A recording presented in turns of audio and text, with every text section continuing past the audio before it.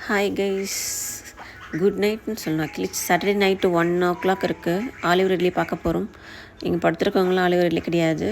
Main picture அங்கே வருவார். அவரை பார்க்குறதுக்காக தான் போகிறோம். அங்கே நாங்கள்லாம் போகும்போது எல்லாம் நல்லா ஃபுல் ஸ்லீப், பீச் காற்று வாங்கிட்டு ஹாப்பியாக இருந்தாங்க. ஸோ இங்கே இவர் எக்ஸ்பிளைன் பண்ணுறாரு ஆலிவர் ரிட்லினா யாருன்னு. நல்லா கேட்டுட்டு நாங்கள் எழுந்து போயிட்டு அவரை பார்க்க போகிறோம். ஆக்சுவலி இங்கே சுற்றி முற்றி பார்த்தப்போ ஆலிவர் ரிட்லி காணோம். டர்ட்டில்ஸ் எங்கேயுமே இல்லை. ஸோ அவங்க நெஸ்ட்டு வந்து அந்த வாலண்டியர்ஸ் பார்த்து அங்கே வச்சுருக்காங்க. அவங்க எங்களை கூப்பிட்டாங்க. நாங்கள் எல்லாமே வாக் பண்ணி அந்த நெஸ்ட்டு பார்க்க போகிறோம். அந்த நெஸ்ட்டு உள்ள ஆக்சுவலி நான் தெரிஞ்சுக்கிட்டது என்னென்னா 30 to 110 to 150 எக்ஸ் இருக்கும் அப்படின்ற மாதிரி சொன்னாங்க. ஆக்சுவலி ஆலிவர் ரிட்லி வந்துட்டு அந்த டெம்பரேச்சர் பார்த்து அதை டிக் பண்ணி அதில் எக்கை நெஸ்ட் பண்ணிவிட்டு அவங்களே க்ளோஸ் பண்ணிவிட்டு போயிடுவாங்க. ஸோ ஆலிவர் ரிட்லிஸ் வந்து எங்கே பிறக்கிறாங்களோ அதே மண்ணில் வந்து தான் அவங்க நெஸ்டிங் பண்ணுவாங்க. முட்டையிடத்துக்கும் வருவாங்க. இது தெரிஞ்சிருக்கும் எல்லாருக்குமே. ஸோ சுற்றி டார்ச் பார்த்தோம், எங்கேயுமே ஆளை காணோம். சரி, டிக் பண்ண ஆரம்பிச்சலான்னு அவர் சொல்லிட்டாரு. டிக் பண்ணிவிட்டு எவ்வளோ எக்ஸ் இருக்குன்னு நமக்கு காமிப்பாங்க, பார்க்கலாம். ஆக்சுவலி அந்த டெம்பரேச்சர் பார்த்து தான் அவங்க டிக் பண்ணிவிட்டு எக்கை நெஸ்ட் பண்ணுவாங்கன்னு சொல்கிறாங்களே. 29 degreesல வந்து ஃபீமேல் எக்ஸ் இருக்கும். 29 கீழே இருக்கிறது எல்லாமே வந்து மேல்ஸாக இருக்கும்ன்ற மாதிரி சொல்கிறாங்க. அது எப்படி செப்ரேஷன் பண்ணி அப்படி நெஸ்ட் பண்ண முடியுன்றது தெரியல, ஐடியா இல்லை. ஸோ எங்களை டார்ச் அடிக்க வேணான்னு சொன்னாங்க.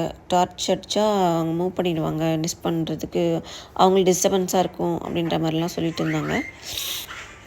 டிக் பண்ண ஆரம்பிச்சிட்டாரு.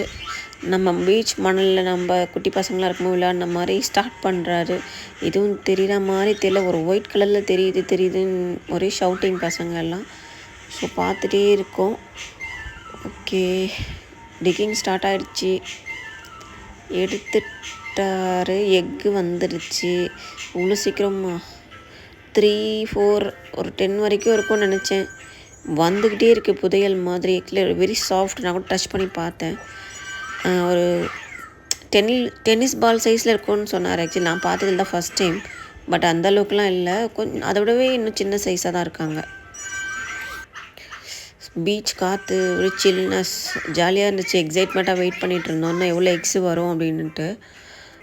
இந்த எக்ஸை நெஸ்ட் பண்ணுறதுக்கு இவங்க பள்ளம் டிக் பண்ணி பள்ளம் தோண்டி திரும்ப மூடி வைக்கிறதுக்கு இந்த ப்ராசஸ் 40 to 1 hour கிட்ட பிடிக்கும் அப்படின்னு சொன்னாங்க ஒரு ஆமை பண்ணுறதுக்கு.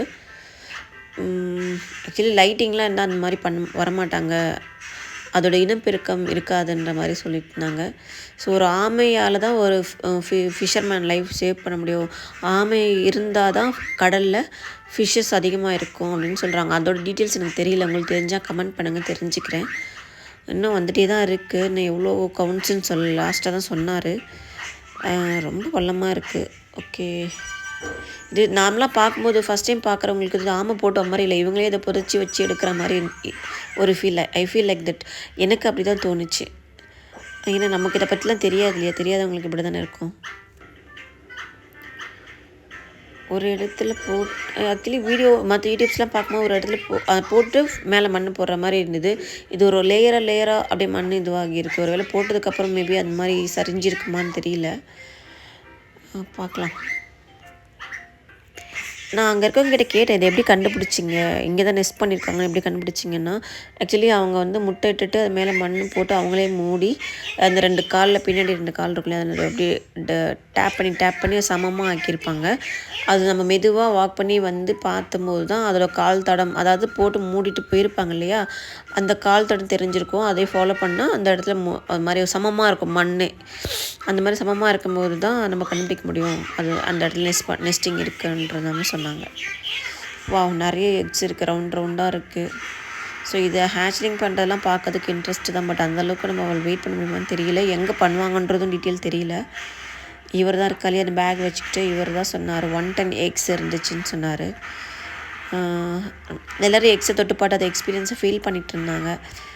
ஃபஸ்ட் டைம் நான் ரொம்ப எக்ஸைட்மெண்ட்டாக இருந்துச்சு. டார்ச் வச்சுருக்காரு அவர். டார்ச் வச்சுட்டு தான் அதை கண்டுபிடிச்சிருப்பாங்க மேபி அந்த கால் தரத்தை பார்த்து. நிறைய பேர் வந்திருந்தாங்க. எல்லாேருக்கும் ஒரு நியூ எக்ஸ்பீரியன்ஸாக இருந்திருக்கும்.